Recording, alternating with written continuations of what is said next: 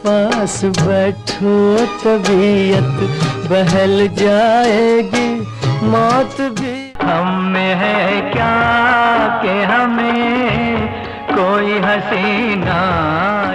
दोस्तों, आज के इस वीडियो में हम आपको फिल्म इंडस्ट्री के कैसे दिलचस्प और अनूठे संगीतकार के बारे में बताने जा रहे हैं, जिनको इंडस्ट्री के साथ साथ आम जनता में भी कम ही लोग जानते हैं। भैरे में तो बावरी भैरे तेरे रूप है, कहीं हो कोई शाम कहे हो कोई। उनका नाम था अर्जुन परमानंद चांदनानी।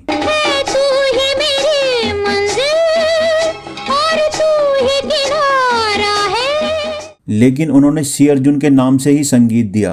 अभी तो बाकी है कहानी रातों की, अभी से जाते हो मेरा। अगर सी अर्जुन जी के कैरियर की बात की जाए तो उन्होंने ज़्यादा फिल्मों में संगीत तो नहीं दिया, लेकिन इसकी वजह उनका कम टैलेंटेड होना नहीं था। यहाँ वहाँ चाहता मत पूछो कहाँ है संतोषी माँ अपनी बल्कि यह तो प्रकृति का नियम ही है कि जिसके नसीब में जैसा लिखा है वैसा होकर रहेगा। मैं क्या बताऊं क्या हो जितनी हंसी। इंडस्ट्री ने कई औसत संगीतकारों को भी आपने नाम कमाते देखा है। दर्द है सारी जिंदगी जिसका कोई। और कभी कभी सी अर्जुन जैसे प्रतिभाशाली संगीतकार भी किसी न किसी वजह से इंडस्ट्री में वह मुकाम हासिल नहीं कर पाए।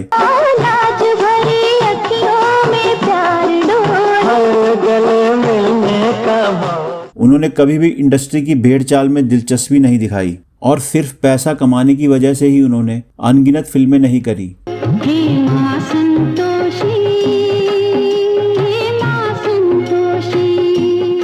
उनके टैलेंट के मशहूर गायक मोहम्मद रफ़ी भी इतने दीवाने थे। मेरे दिल का दिल मेरी जान की जान तुझे मनाते कि उन्होंने अपनी गायन फीस को आधा करके उनके लिए एक गजल गाई। गुलशन जैसा महके बदन रस की भरी हर बात।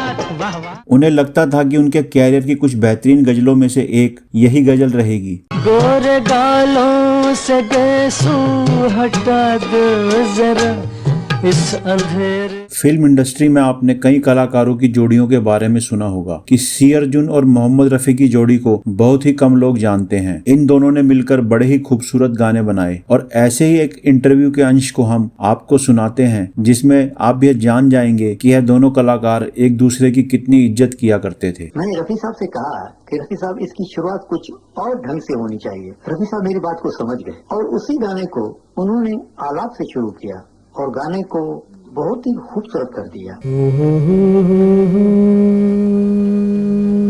पास बैठो तभी। तो दोस्तों, क्या आप जानते हैं कि सी अर्जुन की पहली हिंदी फिल्म के प्रोड्यूसर ने क्यों उन्हें सी रामचंद्र का छोटा भाई बताया था, और कैसे मशहूर गीतकार जान निसार अख्तर ने सी अर्जुन को क्या ऐसी आदत दे डाली थी जो हमेशा बतौर संगीतकार उनके काम आती रही, और वह कौन सी सिंधी फिल्म थी जिसमें पहली बार सी अर्जुन ने मशहूर अभिनेत्री साधना के साथ फिल्म इंडस्ट्री में कदम रखे थे, और कैसे उनके एक गाने ने उन्हें गुजराती फिल्म इंडस्ट्री में संगीतकार के तौर पर एंट्री दे डाली थी, और इस अनजाने संगीतकार के इंडस्ट्री में गुरु कौन थे, और कैसे उन्होंने सी अर्जुन को इंडस्ट्री में आगे बढ़ने की प्रेरणा दी। और दोस्तों, क्या आप मानेंगे, हिंदी सिनेमा की सबसे मशहूर फिल्म शोले के ही दिन रिलीज होने वाली फिल्म, जिसने अपने बजट से 20 गुना ज्यादा पैसा कमाया था, उस मशहूर फिल्म के संगीतकार कौन थे? यही सब जानने की कोशिश करेंगे इस वीडियो में।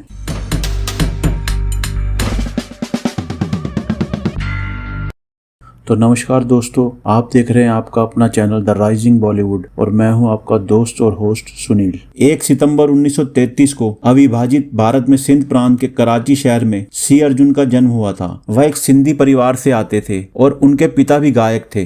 भारत पाकिस्तान के विभाजन के बाद उनके परिवार ने बड़ौदा में आकर बसने का फैसला किया और अपनी शुरुआती संगीत की शिक्षा उन्होंने अपने पिताजी से ही ली। उसके बाद उन्होंने सी रानी के असिस्टेंट बनकर भी काम किया। बिल्लू सी रानी जो कि खुद एक सिंधी परिवार से ताल्लुक रखते थे। उन्होंने नरगिस दिलीप कुमार की फिल्म जोगन और अशोक कुमार की फिल्म जीवन साथी में बड़ा ही बेहतरीन संगीत दिया था। किस्मत की शतरंज बिछा के बैठे चार खिलाड़ी, दो इस बाजू दो उस बाजू, चारों चार अनाड़ी। और उनसे ही प्रेरणा लेकर सी अर्जुन ने अपनी पहली सिंधी फिल्म में भी संगीत दिया। फिल्म का नाम था अबाना। राधे मन जी चप खाईंदा वंजो, गरमा गरम गरमा गरम। अपनी पहली फिल्म में संगीत देने को लेकर सी अर्जुन काफी घबराए हुए थे और उन्होंने अपने गुरु को फिल्म में साथ में संगीत देने को कहा, लेकिन उनके गुरु सी अर्जुन के टैलेंट से वाकिफ थे, तो उन्होंने उन्हें हिम्मत दिलाई और फिल्म में उन्होंने बहुत ही अच्छा संगीत दिया। वतन खां जुदा थी लॾींदा वञनि था यार पखी बाग पंहिंजो। साथ ही साथ अपने गुरु को गुरु दक्षिणा देते हुए सी अर्जुन ने फिल्म के टाइटल में म्यूजिक डायरेक्टर में अपने साथ अपने गुरु का नाम भी रखा। इसी फिल्म में मशहूर अदाकारा साधना ने भी पहली बार अभिनय किया था। अपनी पहली सिंधी फिल्म की कामयाबी के बाद उन्हें Mahmood starrer road number 303 film में संगीत देने का मौका मिला। पहली बार मिले हैं दो दीवाने, अच्छा जी हो जाएगा प्यार। फिल्म छोटे बजट की थी और फिल्म के बजट के हिसाब से सी अर्जुन ने बेहद ही उम्दा संगीत दिया था।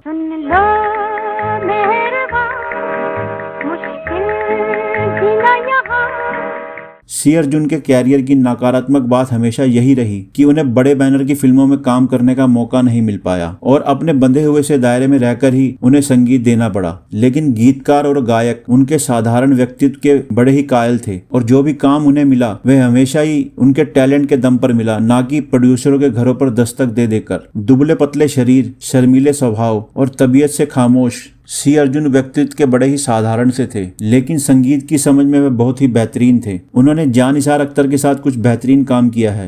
बहुत खूबसूरत है आंखें तुम्हारी अगर ये कहीं। जिस तरह से रोशन और साहिर लुधियानवी की जोड़ी ने हिंदी फिल्म इंडस्ट्री को बड़े ही बेहतरीन हिट दिए, इसी तरह जान निसार अख्तर और सी अर्जुन की जोड़ी ने भी कुछ बेहतरीन गाने इंडस्ट्री को दिए। करीब आके ये मौसम जवा रहे न रहे।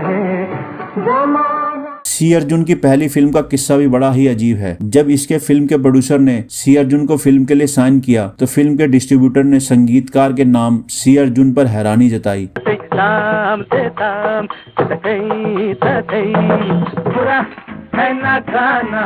और कहा कि यह तो कहीं से भी संगीतकार नहीं लगता, क्योंकि वह उनकी पहली फिल्म थी और प्रोड्यूसर की भी पहली फिल्म थी और फिल्म के हीरो उस वक्त के मशहूर कॉमेडियन महमूद और हीरोइन शोभा कोटे थी। तब प्रोड्यूसर ने डिस्ट्रीब्यूटर को बताया कि सी अर्जुन सी रामचंद्र के छोटे भाई हैं। पूरा है लगाना पुराना बजाना ये पन पुराना। तब जाकर फिल्म के डिस्ट्रीब्यूटर ने उनके नाम पर हामी भरी। इसी तरह जान निसार अख्तर के साथ वह अपना एक किस्सा बताते हैं। जब वह फिल्म मैं और मेरा भाई में जान निसार अख्तर के साथ काम कर रहे थे तो उन्होंने सी अर्जुन से कहा, बजाय संगीत पर बोल लिखने के जो मजा बोलों पर संगीत बनाने का है उसमें गीतकार को आजादी बहुत मिलती है। और उनकी इसी बात को सी अर्जुन ने गांठ बांध लिया।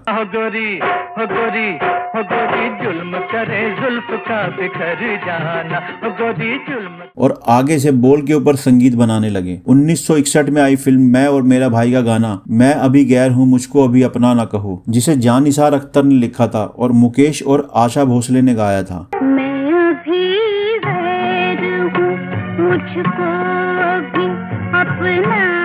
यह गाना आज तक लोगों के जहन में बसा है और इस फिल्म के बाकी गीत भी काफी ही खूबसूरत थे। तू अगर हम सफर है हमारा।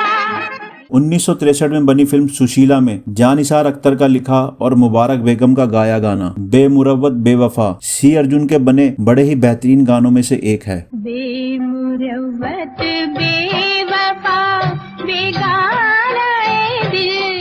फिल्म सुशीला में भी इस गाने पर भी बोल के ऊपर ही उन्होंने धुन बनाई। ऐसे ही मोहम्मद रफी और तलत महमूद की जुगलबंदी में बहुत कम गाने आए हैं। इनमें से एक गाना जो फिल्म सुशीला में था, इस गाने के बनने की कहानी बड़ी ही अजीब है। सुबह जरूर आएगी सुबह का उन्हीं दिनों फिल्म फिर सुबह होगी का गाना, जिसे साहिर साहब ने लिखा था और खयाम ने संगीत दिया था, उस गाने के बारे में सी अर्जुन ने जानिसार अख्तर से कहा कि वह सुबह कभी तो आएगी गाना तो बहुत खूबसूरत है, पर बोलों में कुछ सुबह जरूर आएगी जैसा होना चाहिए था। यह बात जानिसार अख्तर के दिल में घर कर गई, तो उन्होंने गम की अंधेरी रात में दिल को ना बेकरार कर, सुबह जरूर आएगी सुबह का इंतजार कर, यह गाना सुशीला फिल्म के लिए लिखा। हमको वफा से क्या मिला, लगी। यह गाना आज भी मोहम्मद रफी और तलत महमूद के जुगलबंदी में बने सबसे बेहतरीन गानों में से एक है। ऐसे ही मशहूर गीतकार इंदिवर के साथ 1964 में आई फिल्म पुनर्मिलन का किस्सा भी बड़ा दिलचस्प है। इंदिवर के घर अंधेरी में जब एक दिन सी अर्जुन अपने गाने की सिचुएशन लेकर गीत लिखवाने पहुंचे तो इंदिवर ने उनसे बाहर चलने को कहा और वहीं बस में बैठकर इंदिवर बस में एक लड़की को बड़े ध्यान से ताके जा रहे थे। जब इंदिवर के साथ बैठा आदमी उठा तो सी अर्जुन उनके पास जाकर बैठे तो इंदिवर बोले, तुमने सारा मजा खराब कर दिया, गीत के बोल आधे ही लिख पाया हूँ। गीत के बोल थे, पास बैठो तबीयत बहल जाएगी। और ऐसे ही इंदिवर ने उन्हें बस में ही मुखड़ा कंप्लीट करके दिया। गाना कंप्लीट होने के बाद सी अर्जुन ने कई गायकों को इस गाने में रखकर सोचा, लेकिन हर गायक इस छोटी बजट की फिल्म में गाने के लिए तैयार नहीं था। लेकिन जब सी अर्जुन रफी साहब के पास गए तो उन्होंने कम पैसों के बाद भी गाने के लिए हामी भर दी और रफी जी ने सी अर्जुन से कहा कि यह मेरी सबसे बेहतरीन गजलों में से एक गजल होगी। पास बैठो तबीयत बहल जाएगी, मौत भी। और उनकी अगली फिल्म सन 1965 में एक साल पहले आई, जो कि फिर एक छोटे से बजट की फिल्म थी, लेकिन फिल्म के कुछ गाने जैसे नजर उठाकर ये रंगीन समा, जिसे आशा भोसले और तलत महमूद ने गाया था, बड़ा ही हृदय स्पर्शी गीत है। करीब आके ये मौसम जवा रहे न रहे। और सुमन कल्याणपुर का गाना तुम अगर आ सको तो आ जाओ लोगों के जहन में आज भी बसा है।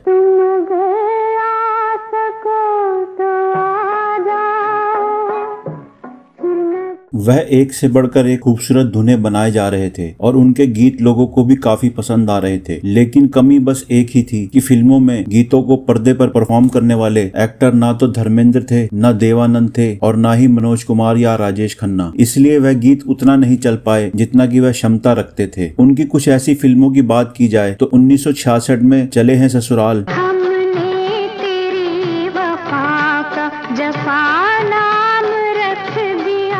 1967 में लंबू इन हांगकांग, ये खोई खोई आंखें पलकों का ये पहरा वगैरह वगैरह। और 1970 की फिल्म मर्डर ऑन हाईवे। आप ए जान बहारा क्यों है बेताब परेशान और मंगू दादा रही। इन फिल्मों में भी उनके गीत बड़े ही खूबसूरत थे। फिर क्यों जुदा जुदा हो जितनी हंसी। और 1971 में शेख मुख्तियार की फिल्म उस्ताद पेड्रो में सी अर्जुन ने बड़े ही बेहतरीन गाने दिए हैं।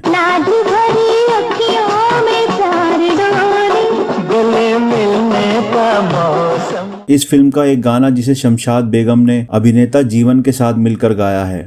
ये पैर क्यों लड़खड़ा रहे हैं? मेरे पैरों में। और साल 1973 में उनकी फिल्म गुरु चेला आई, जिसके हीरो फिर एक बार शेख मुख्तियार थे। इसमें भी मोहम्मद रफी ने बड़े ही चुलबुले अंदाज में गीतों को गाया है। ये सुर्खियां ये लालियां ये जुल्फे भी हंसी हम न क्या। सन 1975 में उनके कैरियर की सबसे बड़ी हिट फिल्म जय संतोषी माँ 15 अगस्त के दिन रिलीज हुई। मैं तो आरती उतारूं रे संतोषी माता। और उसी दिन रिलीज होने वाली दूसरी फिल्म थी शोले, जिसे सभी फिल्म प्रेमी जानते हैं कि वह हिंदी सिनेमा में अपना क्या मुकाम रखती है। शोले के बिग बजट और एक से बढ़कर एक हिट गीतों के बावजूद जय संतोषी माँ ने अपनी बनाई गई कीमत से 20 गुना ज्यादा बिजनेस किया। और इसमें सबसे बड़ा हाथ सी अर्जुन के हिट संगीत का था। और इस फिल्म की दीवानगी ऐसी थी कि लोग थिएटर के बाहर अपने जूते और चप्पल उतारकर इस फिल्म को देखने जाया करते थे।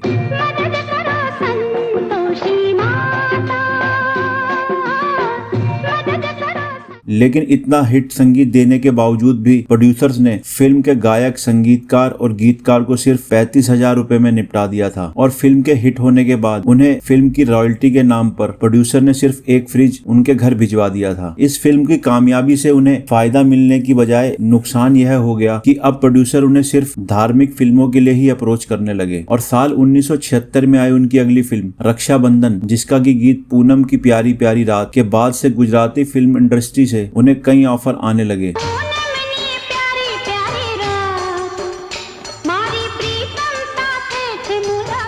उनका यह गीत बिल्कुल गुजराती स्टाइल से बना था और उन्होंने इस फिल्म के बाद काफी गुजराती फिल्मों में संगीत भी दिया। लोगों ने उनसे कहा कि आप गुजराती फिल्मों में म्यूजिक दे तो रहे हो पर यहीं पर बंद कर रह जाओगे। और ऐसा ही जैसे उनकी सबसे मशहूर हिट फिल्म जय संतोषी माँ का म्यूजिक देने के बाद लोगों ने उन्हें धार्मिक फिल्मों के दायरे में बांध दिया और धार्मिक फिल्मों के अलावा हिंदी फिल्म इंडस्ट्री ने उनसे कुछ खास काम नहीं लिया। सी अर्जुन जी की अगली फिल्म 1978 में नवाब साहब आई। इसके गीतों को साहिल लुधियानवी ने लिखा था और फिल्म के डायरेक्टर मशहूर लेखक और कहानीकार राजेंद्र सिंह बेदी थे। सी अर्जुन पर राजेंद्र सिंह बेदी की पहली 2 फिल्मों दस्तक और फागुन से बढ़िया संगीत देने का पूरा दबाव था। उनका गीत हम में है क्या हमें कोई हसीना मोहम्मद रफी साहब ने बड़ी खूबसूरती से गाया था। हम में है क्या कि हमें कोई हसीना चाहिए। और इसी तरह फिल्म की एक कव्वाली भी बड़ी ही खूबसूरत बनी थी। पर्दे में भी है पर्दा भी है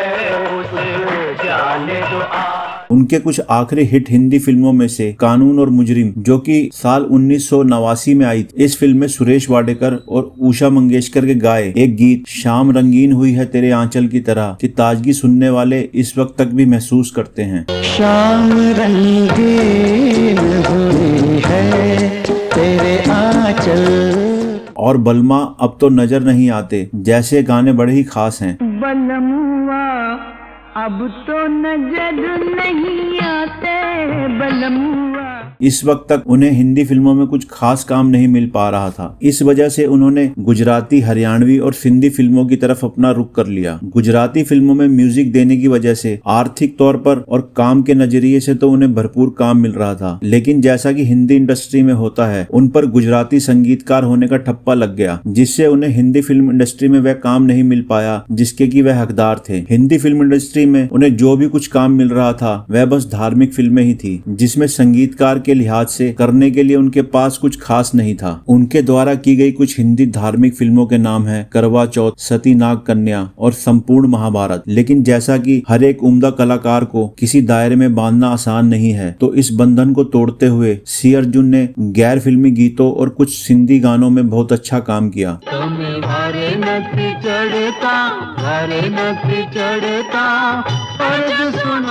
और नाटकों और स्टेज शो में भी वह अपना संगीत देते रहे। सी अर्जुन के गीतकारों की अगर बात की जाए तो जानिसार अख्तर, लक्ष्य लायलपुरी, साहिल लुधियानवी, कमर जलालाबादी और कैफी आजमी और साथ ही साथ असद भोपाली जैसे दिग्गजों के साथ उन्होंने काफी काम किया। और मन्ना डे, मुकेश, तलत महमूद, मोहम्मद रफी, लता मंगेशकर, उषा मंगेशकर और आशा भोसले और यहाँ तक गीता दत्त और मुबारक बेगम और शमशाद बेगम जैसे लगभग हर बड़े गायक के साथ उन्होंने काम किया। अगर उनके परिवार की बात की जाए तो उनकी बेटी कविता चांदनानी और बेटा अनिल चांदनानी है और उनका फिल्म इंडस्ट्री या संगीत से कोई नाता नहीं है। उनका कहना है कि उनके पिताजी ने इंडस्ट्री में बहुत स्ट्रगल किया और वह नहीं चाहते थे कि उनकी संतानें भी इस तरह से ही स्ट्रगल करें। पापा didn't want anybody to go in music. He said that मैंने स्ट्रगल किया है and I don't want you all to struggle.